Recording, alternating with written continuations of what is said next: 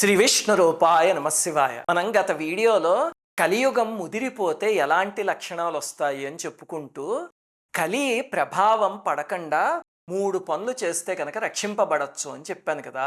అవేమిటో ఈ వీడియోలో చెప్తా. చెప్పే ముందు అసలు మనకి కలి అంటే ఎవరు, కలిపురుషుడు అంటే ఎవరో తెలియాలి కదా. అదేమిటో మొట్టమొదట చెప్పుకుందాం. నలుగురు అన్నా చెల్లెళ్ళు ఘోరమైన పని చేస్తే అప్పుడు ఉద్భవించిందే కలి. ఏమిటి అంటే శ్రీకృష్ణ పరమాత్మ వైకుంఠానికి వెళ్ళిపోయారు కదా. ఆ వెళ్ళిన రోజే కలి భూమిపైన ప్రవేశించాడు. ఎలా వచ్చాడు అంటే కలిపురుషుడు బ్రహ్మదేవుడి యొక్క వెనకాల భాగం నుంచి స్వీయ పాతకము అని ఒక శక్తి పుట్టింది. ఆ శక్తికి అధర్ముడు అని పేరు పెట్టారు. అంటే ధర్మానికి ఆపోజిట్. అతని భార్య పేరు మిథ్య. ఈ పేర్లన్నీ చాలా క్రిప్టిక్గా ఉంటాయి, మీరు అర్థం చేసుకోగలిగితేనే. ఎందుకు అధర్మం చేస్తాము అంటే ఏదో సుఖపడిపోదాం అనే మిథ్యతో, అంతే కదా. ఆమెకి పిల్లి కళ్ళు ఉండి చాలా అందంగా ఉండేదిట. వీళ్ళకి దంభుడు అనే ఒక కొడుకు, మాయ అనే ఒక పుత్రిక పుట్టారట. దంభుడు అంటే కపటం అన్నమాట, మోసం. మాయ ఏమో పుత్రిక. ఈ పుత్రుడు పుత్రిక అంటే అన్నా చెల్లెళ్ళిద్దరూ వివాహం చేసుకుంటే వాళ్ళకి లోభుడు అనే పుత్రుడు, నికృతి అనే కూతురు పుట్టారు. వాళ్ళిద్దరూ అన్నా చెల్లెళ్ళు కదా, మళ్ళీ వాళ్ళిద్దరూ వివాహం చేసుకుంటే క్రోధుడు అనే కొడుకు, హింస అనే కూతురు పుట్టారు. హంస కాదు, హింస. వాళ్ళిద్దరు అన్నా చెల్లెళ్ళు కూడా మళ్ళీ వివాహం చేసుకుంటే అప్పుడు వాళ్ళకి కలిపురుషుడు జన్మించేట. అంటే చూడండి, అనాచారపు పనులు చేస్తే కనుక కొన్ని తరాలు అయ్యేసరికి అంత ఘోరమైన వాళ్ళు పుడతారు అనడానికి ఇదిగో ఇది పురాణంలో చెప్పిన నిదర్శనం. కలి జన్మించగానే ఎడం చేత్తో తన అంగాన్ని, కుడి చేత్తో తన నాలుకని పట్టుకుని అలాగే వికృతంగా నవ్వడం మొదలుపెట్టాడు. ఏడవకుండా. ఏమిటిది అంటే ప్రతి వాళ్ళని కూడా కామానికి, రుచులకి, ఈ రెండిటికి బానిసల్ని చేస్తాను. అలాగే నాలుక పట్టుకోవడం అంటే ఒకటి రుచి, రెండవది ఏమిటంటే ప్రేలాపన. పెద్ద ఉండదు, చిన్న ఉండదు, గొప్పవాళ్ళు ఉండదు, తక్కువ వాళ్ళు ఉండరు, నాకు నోరుంది కాబట్టి ఎవరిని పడితే వాళ్ళని ఎలాగ పడితే అలా దూషిస్తాను అనే ప్రేలాపన కూడా కలి యొక్క లక్షణం. వీటితో పుట్టాడు కలిపురుషుడు. ఆ తరువాత కలికి అసంఖ్యాకంగా పుత్రులు, పౌత్రులు, తర్వాత తరం వాళ్ళు పుట్టారట. అసంఖ్యాకంట, వాళ్ళని కౌంట్ చేయలేంటి. ఎవరు వాళ్ళందరూ చెప్పండి? మనందరం. చూడండి, భూమి మీద ఎక్కడో కొంతమంది మహాత్ముల్ని తీసేస్తే ప్రతి వాళ్ళకి కూడా కలికి సంబంధించిన ఏదో ఒక లక్షణం ఉండే తీరుతుంది. అంతమందిని ప్రొడ్యూస్ చేస్తాడు కలి.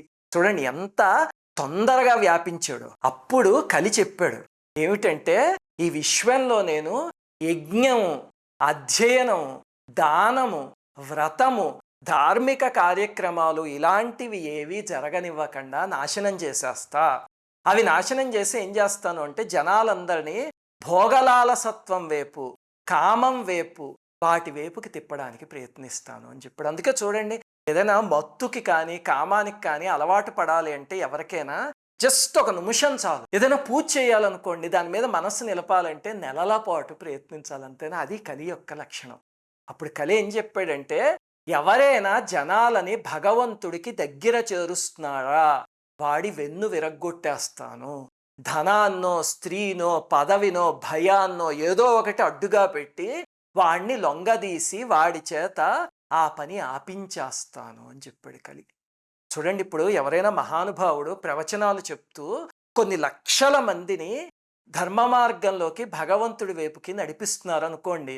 అప్పుడు కలిపురుషుడు ఎవరో కొంతమందిలో ప్రవేశించి ఆయన ఏదో తప్పు చేశాడు అన్నట్టుగా ఒక పెద్ద గొడవ సృష్టించి ఆయన్ని రోడ్డు మీదకి లాగేసి చివరికి బాబోయ్ ఇంక నేను జీవితంలో ప్రవచనాలు చెప్పలేం అని చెప్పి కన్నీరు పెట్టుకునేలా చేసి అప్పుడు పైశాచికమైన ఆనందాన్ని పొందుతారు.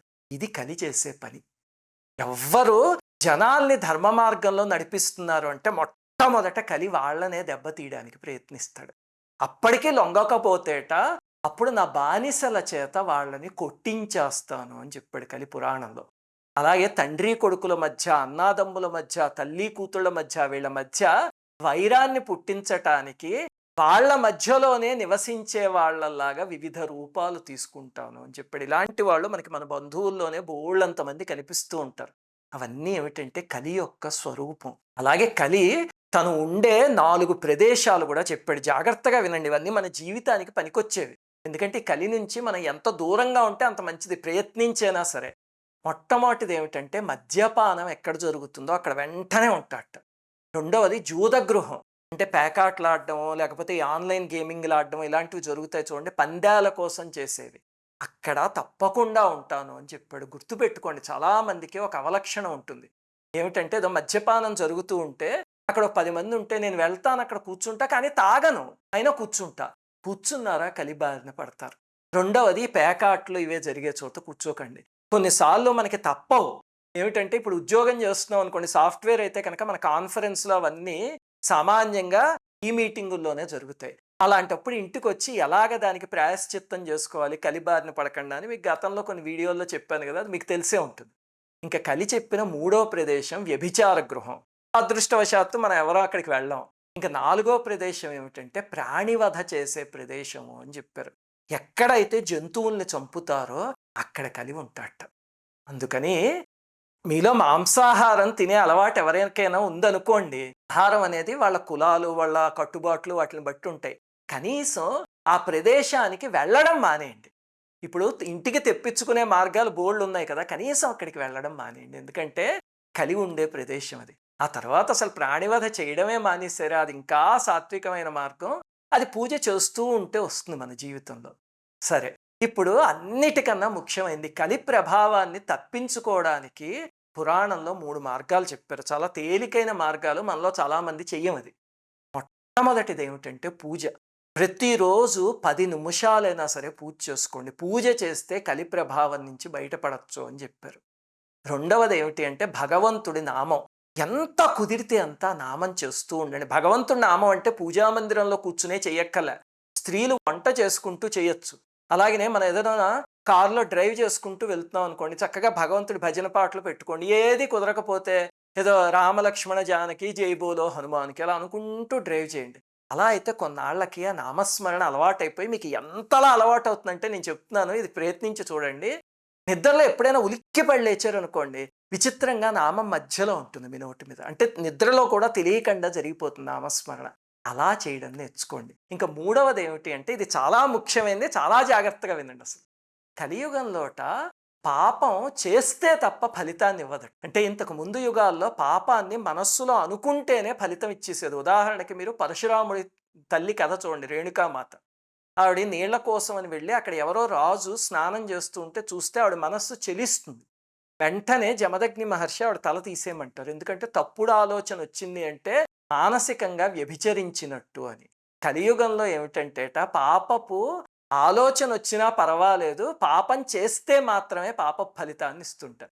కానీ పుణ్యం మాత్రం అనుకుంటే ఫలితాన్ని ఇచ్చేస్తుంటారు. ఎంత అదృష్టం ఇచ్చోండి. పురాణంలో భగవంతుడు చెప్పిన విషయం అంటే కలియుగంలో కలి బారిన పడకుండా ఇంత వెసులుబాటు కల్పించారు. ఇప్పుడు మనం పూజ చేస్తూ ఉంటాం, చేస్తూ ముందో సంకల్పం చెప్తాం కదా, పాజిటివ్ థాట్. ఎందుకో సంకల్పం అంటే ఇదిగో పుణ్యం అనుకుంటే చాలు ఫలితాన్ని ఇస్తుంది. మనం సర్వేషాం గోత్రోద్భవానాం జీవానాం క్షేమస్థైర్య ధైర్య విజయ అభయ ఆయుర ఆరోగ్య ఐశ్వర్యాభివృద్ధ్యర్థం అన్నాం అనుకోండి, లేకపోతే లోకా సమస్త సుఖినో భవంతు అన్నాం అనుకోండి, అస్మిన్ దేశే గోవధ నిషేధార్థం గో సంరక్షణార్థం అన్నాం అనుకోండి, అప్పుడు మనం వెళ్ళి అందరికీ చెయ్యక్కర్లే, కానీ మనస్ఫూర్తిగా ఒకసారి సంకల్పిస్తే కనీసం అప్పుడే ఆ పుణ్యం చేసేసిన ఫలితం వస్తుంది అని చెప్పారు. ఎంత వెసులుబాటు ఇచ్చారు కలియుగంలో. ఈ మాత్రం చేయలేమో, మూడోది అయితే అందరూ చేయొచ్చు కదా. అంటే పాజిటివ్ థాట్ ఉంచుకోండి, ఎప్పుడూను నెగిటివ్ థాట్స్ ఉంచుకోకండి, పాజిటివిటీలో బతకండి. ఇది పురాణంలో చెప్పి. ఒక్కటి గుర్తుపెట్టుకోండి, start your day with positivity. ప్రతిరోజు పొద్దున్నే పాజిటివ్వి వినడం మొదలుపెట్టారు అనుకోండి, అప్పుడు మీ రోజంతా పాజిటివ్గా ఉంటుంది, అటువంటి ఆలోచనలు వస్తాయి. నెగిటివ్వి వినడం మొదలుపెట్టారు అనుకోండి, చివరికి జీవితం నెగిటివ్ అయిపోయి మనం చేసే పనులు కూడా అలాగే తయారవుతాయి. అందుకని అదొక్కటి జాగ్రత్త తీసుకుంటే కలియుగంలో కలి మన ప్రాంతాలకు కూడా రాడు. శ్రీమాత్రే నమః. అందరికీ నమస్కారం. మన ఆధ్యాత్మిక వీడియోల్ని 3 ఛానల్స్గా విభజించాం. 3 ఛానల్స్కి సబ్స్క్రైబ్ చేసుకొని పక్కనే ఉన్న బెల్ ఐకాన్ని క్లిక్ చేయండి.